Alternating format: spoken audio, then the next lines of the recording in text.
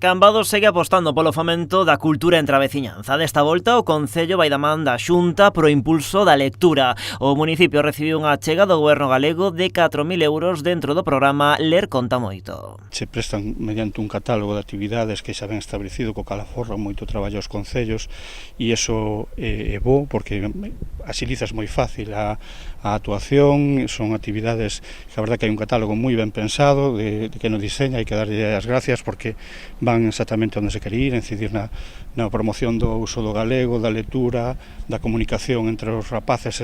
Nos usamos todo para, basicamente para os cativos e cativas, que é onde queremos que está o fundamental a hora de que aprendan de que haxa esa formación tanto na lectura como no galego. Ademais, Cambados foi beneficiario doutra axuda, neste caso para a mellora das infraestructuras culturais. Destinouse para o cambio de fiestras da Biblioteca de Corbillón. Dos 30.000 euros de investimento, a Xunta aportou 10.000 e o Concello 20.000 euros. Esta mañá, o delegado do Goberno galego en Pontevedra visitaba Cambados, poñendo en valor estas achegas da Xunta. Pois é a contribución que a Consellería de Cultura, neste caso, fai ao Concello de Cambados para poder seguir co mantenimento das infraestructuras culturais e tamén para o fomento da lectura, neste caso, que é un tipo de accións que se fai durante todos os anos. En concreto, este ano foron 50.000 euros os que se destinaron na provincia ao fomento